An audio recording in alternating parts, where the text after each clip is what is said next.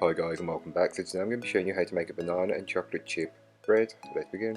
So before you get into the recipe, you'll want to get your loaf tin and just line it with a strip of grease-proof paper. I like to crinkle mine up first, but again this is completely optional. Just make sure there's enough left over so it falls over the edge. Go ahead and grab yourself a mixing bowl, and into the bowl place your butter, your granulated white sugar and your brown sugar, the egg, the banana and the dry ingredients, and give it all a good mix until a cake batter has formed. Be careful not to overmix.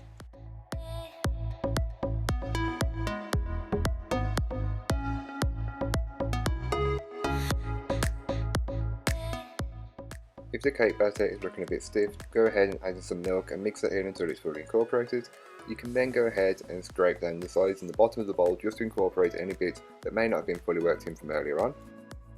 Add in the chocolate chips. I'm using milk chocolate, but feel free to use dark chocolate if you really want to.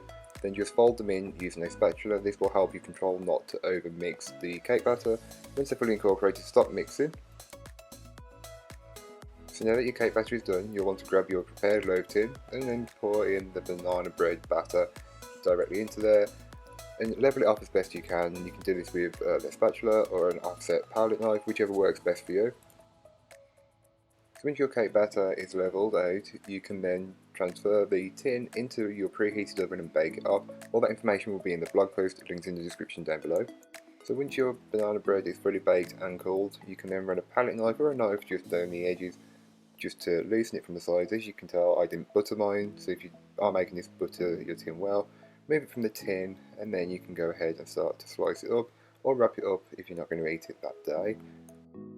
So I remember banana bread being one of the first things that I made, and it's always going to be something that I'll always make, but adding the chocolate chips in just elevates it. Banana and chocolate really works well, so I really hope you get to try this recipe out.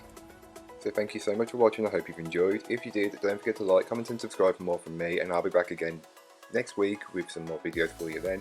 In the meanwhile, don't forget to check out the description. There will be links to my blog where the full recipe write-up will be, links to my social media, so don't forget to follow me on Instagram, Twitter and TikTok, Pinterest and all the others. All of the links will be in the description. Until next time, bye guys.